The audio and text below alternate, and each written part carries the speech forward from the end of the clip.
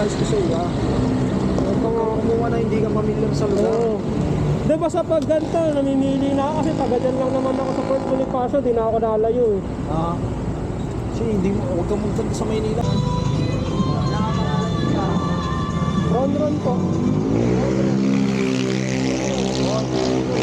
Katabi na pala natin. Na yan. Lapit lang naman tayo.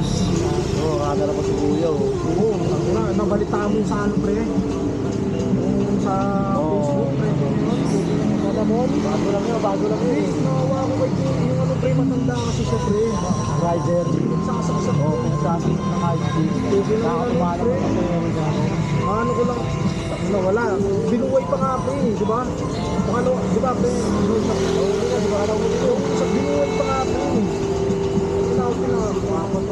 Hindi, tama lang yun, mabuhay siya pre para maghirap siya. Oo, maghirap pre. Ano, bounce na pre. Sundin pre ha. Yan, ingatan mo yun niya. Kung napanood ko pala yung sa Malabon eh, yung may anak na ano, diesel. Ay, ba yun? Di ba pa pala yun? Kagabi lang yun eh. Yung pinagsasak sa mga ice cream. Yun din eh, high speed din yung umano sa kanya eh. Baka yun nga kasi ang nangyari doon, yung hold up na siya nung araw na yun, tapos dumalawa pa siya ya. O hindi ba yung pagsaksak niya nun yung sa may likuran? Parang yun yung umikot siya sa may likod ng motor, tapos bigla niyang... yun yan. Hindi nga ngayon sabi ko nga, baka binuhay ito eh, kasi hindi na konsensya eh. Tapos yung anak niya may sakit pa na autism. Ay oo, 3 years old pa lang. Oo.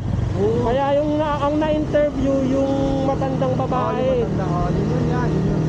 Kaso problema namatay eh. Wala, patay nga raw din yun. Oo, hold up. Tapos yung di ba Mas okay na yan eh. Safety first siya eh. humihingi nga ng sorry yun yung nanaksak. Eh ano naman magagawa na ng sorry, patay naman na yung ano, nasaksak niya. Yung pangalawang ano niya, binalatan siya eh. Oh, doon siya nahuli.